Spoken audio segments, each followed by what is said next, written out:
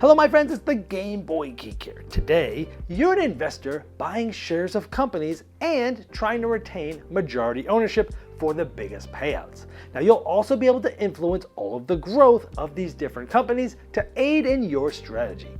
Acquire is for 2 to 6 players. It takes 90 minutes to play. It's for ages 12 and up. Now the original edition was designed by the late great Sid Sackson, known as the grandfather of game design way back in 1964. And this new version is now being published by Renegade Game Studios. So today, I'll be doing a rule school. I'll teach you how to set up and play the game so that you don't have to read the rulebook yourself.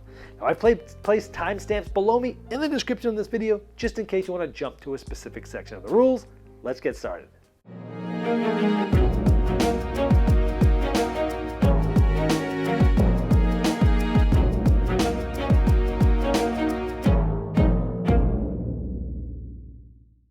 Acquire is a classic game of real estate by Sid Sackson for 2 to 6 players, where you are real estate tycoons trying to invest in hotel chains. You'll be forming one of these hotel chains and gaining stock from those, and you'll be doing so by taking secret tiles of yours and placing them onto a common board that everyone's playing on. And during an acquisition, those with stocks from the smaller hotel chain get payouts, and they have different choices of what they can do with the stock. You're trying to balance your short-term cash, trying to get acquired, and then investing into bigger companies, and you're trying to make sure that some of your biggest investments are large enough that they'll never be acquired. So let's see if you have what it takes to have the most money as a shrewd investor in the end. This new version of the game allows you to play the classic rules or the more forgiving tycoon mode, great for first-time players. And it brings back the functionality of the original 1964 board, but in a much more legible fashion. Now when setting up, you'll notice that there's these orange flags and there's the buildings of the different companies. Now the first step is to take these off and put them in the buildings, but these don't have any impact on gameplay, so you can just leave them in the box if you choose. Now these buildings are the headquarters of the different hotel chains. Now the insert of the box is made to hold the headquarters and the corresponding stock, so you can place them like this and place it onto the side of the table, or if you don't have enough room for this box, you can always just put these cards in stacks and put the corresponding piece near it on the table. You're going to find all the building tiles that look like this and place them all face down in a pile. You'll want them to be off to the side a little bit, but still where everyone can reach them. Now you'll have one player be the banker. They'll set up the bank by putting the corresponding bills in different piles close to them so they can help make change and pass out money to different people. That banker is then going to pass out $6,000 to each player, and those are going to be 4 $1,000 bills, 3 $500 bills, and 5 $100 bills. Each player gets this. Now money in this game, the group can choose whether to have money hidden or not. If you're a beginner, you might want to have it shown so people can see how much money others have. Each player will also get a stockholder information player aid. There's 2 modes. There's a classic mode. On the other side, there is the tycoon mode. You can play either side, but all players have to agree which one to play on. The tycoon mode is better for beginner players because it will influx a little bit more cash and have it be a little bit more friendly to new players, which is why tycoon mode is recommended for first-time players. You'll also place the board right in the middle of the table.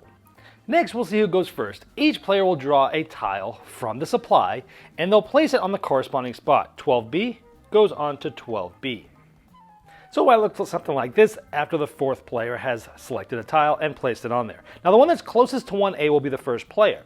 And in this case, it's going to be 12B because it is the closest. So even 12A would be closer than 1B, so you go in this direction, left to right, top to bottom. This is the first player. Keep in mind, if you happen to have 2 adjacent tiles, that's okay. This is just for turn order. Keep all the tiles the same and don't do anything else. This is not considered a hotel chain yet.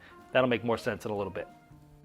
Each player will then secretly draw 6 tiles from the supply. Now they'll place them in front of them so that they can see them up like this, but none of the other players can see them. The object of the game is to have the most money at the end of the game. The game is played with each player taking a turn in clockwise order, starting with the first player and going clockwise. Now on your turn, you're going to do 3 things. You're going to place a building tile, possibly buy up to 3 stocks, and then draw a new building tile. That's it. Let's go over this. So again, the first thing is you're going to take one of your 6 secret building tiles and place it on the corresponding spot of the board. Now when placing a tile, you're going to place it on the corresponding spot. At the beginning of the game right here, we just have 4 separate buildings. If you place one and it is next to another just standard building like this, a single spot, you are going to create a hotel chain. To do so, you'll take the headquarter buildings of any of the available ones that aren't yet on the board, and you'll place it on any one of these. It does not matter. You'll then take one stock from that specific hotel chain as the founder's bonus. Now, just like the money, you can decide as a group whether you're going to play with stocks being hidden or not. Again, if it's your first game or if there's new players, we recommend playing with them open so people can see how many stocks each player has of each type. Now, if all 7 headquarter buildings are already in play on the board, you cannot place a building tile that would find a new hotel chain. But as we'll learn later, some hotels will come off the board, allowing you to play that tile later in the game. Now instead, let's say you placed here. Now again, they're all just single buildings. None of them have a second one adjacent to it, so these are not hotel chains. But let's say this was already out here and it was your turn. When you place your tile, if you place this, since it is joining another set of tiles like this, and there's at least 2 that's joined for the first time, that's when you would build this. Again, you can put it on any one of the tiles, it does not matter, and you'd still take that stock bonus, the single stock. Also keep in mind, you might just place a tile and it might just be not next to anything, and that's fine. That's still a legal placement. It's on the corresponding spot, and at this point there's no hotel chains because again, there's not at least 2 adjacent buildings. Now, one thing that might happen when you place a tile would be expanding a hotel chain. This is adding a tile adjacent to a chain that already exists, like Continental in this case. Now before, it was a size of 2 tiles large, and now we just increased it to 3. So each share has just increased from being value of 400 to 500. So those are the different things that can happen when you place a building tile. Now, after you do that, you can buy up to 3 stocks in any active hotel chain. An active hotel chain is one that's actually on the board. In this case, there's just one of these, Continental. So you could buy up to 3 stocks there. Now remember, buying stocks is optional, and you can buy up to 3, and you can buy any stocks for a company that's already on the board. Right now, it's just Continental. Now we'll look at the size of this. This is 2 tiles, so it is a size of 2, and we are looking at Continental. And so here we come down here, size 2, Continental. Each of these are $400. So it'd be $400 per share, and the most I can buy is 3 of them for a total of $1,200. When you're doing this, you tell them how many you're buying, which type you're buying, and the total cost, so everyone can make sure that you have the right amounts. And by the way, you can always count how many stocks are left for any company at any time during the game. But let's say at this step of my turn, it looked like this. There were 2 hotel chains out there. We have Continental, that's a size 2, and we have Sackson, that's a size 3. These would be $300. And again, you could buy up to 3, so I could buy all 3 here, or all 3 here, or none, or any combination, maybe 1 of these and 2 of these, or so on and so forth. As long as the hotel chain's on the board and there's still stocks left of that company, you can buy them, never more than 3 total per turn. Then you'll finish your turn by drawing a building tile from the supply, keeping it secret like the others. Keeping in mind that you can still place a building and then draw back up. Even if you're out of money, you won't be able to buy any stocks, but you still are able to play a tile, then draw a tile. When placing tiles, you might end up merging 2 or more hotel chains. Let's say a player was going to play this 1F, and that goes right here. As you can see, that is going to merge these 2 hotel chains. Now it has to be adjacent. Just being connected diagonally does not count. When you do this, place it upside down just to make sure that things don't get counted inaccurately. And this is going to show that a merger is going to happen. Now we're going to walk through the steps for mergers, and it's on this player aid here that you can leave on the table to walk through with us. So essentially this larger one is going to acquire the smaller one. So you will remove the headquarter building from the smaller one and put it back in the box. Now that hotel chain can come back on the board later if when forming a new hotel chain, someone chooses that one. Now if when the merger is happening it's equal, 3 to 3, the player who's placing this piece gets to decide which of these hotel chains acquires the other. Next, we're going to distribute the stockholder bonuses for the acquired hotel chain, meaning the smaller one that got acquired. So the one that got acquired was Continental, if you remember, and it is a size of 2. So we come down here, Continental, size of 2. Then we come up with a stockholder bonus.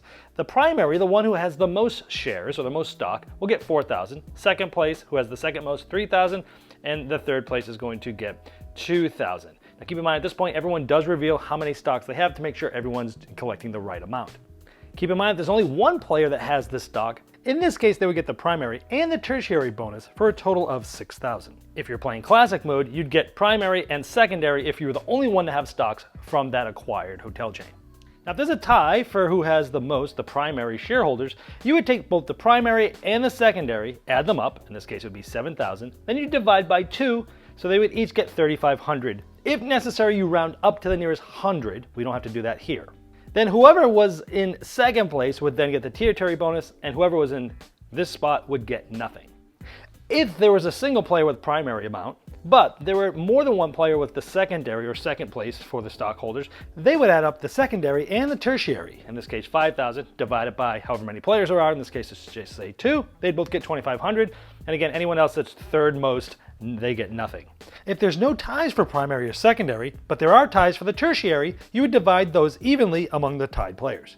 Also, if there's only players in first or second place in the Tycoon mode, the tertiary bonus is ignored. And the same with Classic mode. If there are multiple players tied with primary, you would add both of these together and divide it evenly, and then nobody would get the secondary bonus. If there was only one player with primary and then multiples with secondary, this would get divided evenly. Now keep in mind, you need at least one stock from that acquired hotel chain to qualify for any of these. After all stockholder bonuses has been distributed, then starting with the merge maker, the player that placed this piece that caused the merger, and going clockwise, players with stock in that hotel chain that got acquired, in this case Continental, have some choices as what they want to do with that stock. They have 3 choices.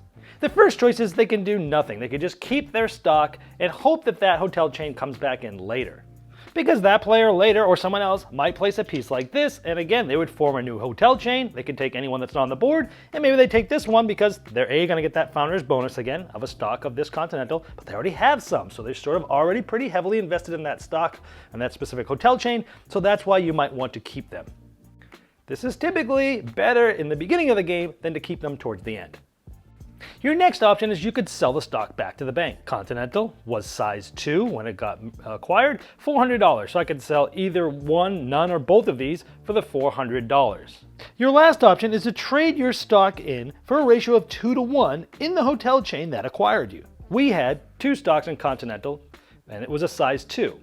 Now, we might want to trade these in. It would be 2 for 1. I would need to trade in 2 stocks of Continental for 1 of Sackson. Now, if I had multiples of these or more of these, again, you could do that multiple times. If I had 4 stocks of Continental, I could trade all 4 in for 2 stocks of Sackson, for example.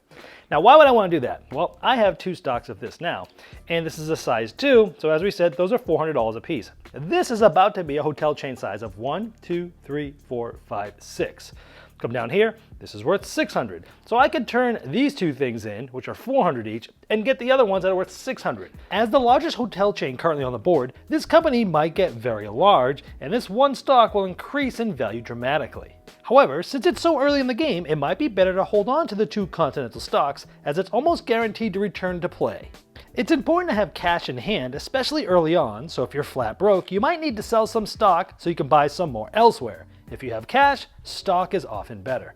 Now remember, this is going in clockwise order from the merge maker. If they have stock in the acquired hotel chain, they're making these decisions. And keep in mind, those 3 options I gave you, keep, sell, or trade, you can do any amount of those. I might want to keep one and sell one, or I might want to trade them all in or trade some of them in, depending on how much stock you have. You have free will to do whatever you want with all those stocks within those 3 options. Once everyone has done that, this will get flipped over, and now we see a larger Sackson. Now remember, that happened when a player placed this building tile. Now, once that's done, that player is still going to be able to buy up to 3 stocks, and then they're going to draw a new building tile, and it'll be the next player's turn. Sometimes when you place a tile, you'll be merging more than 2 hotel chains. In this case, Sackson's at a size of 4, Continental is at a size of 3, and Worldwide is at a size of 2. Now, the largest one will acquire the other 2. Any ties are always denoted by the player who's playing that tile. Then, the ones that get acquired are going to be acquired in order of largest to smallest. So, first, Sackson is going to acquire Continental, and then that is going to acquire the Worldwide there. Now, the stockholder bonuses and what to do with that stock is done the same way as I already described. Now, one more thing about merging is once a hotel chain is at 11 or larger, like this one, 1, 2, 3, 4, 5, 6, 7, 8, 9, 10, 11. Keep in mind, it's diagonally touching this in 2 different places, so they are different hotel chains. Once you get to 11, it can never be acquired. This one is at 10. 1, 2, 3, 4, 5, 6, 7, 8, 9, 10. If a tile were to merge these, this one would be acquiring this one. However, if someone added this, now they're both at least 11 or more, and in that case, neither of these 2 can be acquired. Which means placing a tile that would merge these is an illegal placement and you cannot place that tile there. So let's say you had tile 4E. You cannot place this because, again, it would merge 2 safe hotel chains. So this is an unplayable tile. So at the end of your turn, you would draw a tile as normal, And then if you have any of these that couldn't be played, like this one, or if you had this one, you would place them face up off to the side and redraw. If you do happen to draw one that is also unplayable, you have to wait till the end of your next turn to get rid of it. Now remember earlier when I talked about placing a building tile, I mentioned that you cannot place one that would form a new hotel chain if all of them are already out on the board. Even in that case, this is not considered one of those unplayable tiles because when one of those hotel chains gets acquired, it will then be available and then you'll be able to play this. So either way, this is still not an unplayable tile. Now this will continue in clockwise order until one of two things happens. During someone's turn, they can announce that either all of the active hotel chains are safe, meaning they're 11 or higher, or that one of them at least are 41 or larger. In that case, this is going to trigger the end of the game. Now keep in mind, a player does not have to announce it because it might be better for them to keep going because they might be behind and waiting for a big move. It's an option. However, if they do announce it, the game will end at the end of that player's turn. At that point, you'll pay out all of the stockholder bonuses for all of the active hotel chains as we did earlier. Then all players will sell all of their stocks back to the bank based upon the price and the size of the active hotel chains for those stocks. And then everyone adds up their money and whoever has the most is the winner. If there's a tide, you share the victory. If you're playing a two-player game, you can see the variant of that on the back of the rulebook. Well, I hope this helped you dive into Acquire faster than you normally would if you had to read the rulebook yourself. If you have further questions about the rules, I've placed a link below me in the description of this video. That is the best place to ask them since I'll be notified, but so will Renegade Game Studios.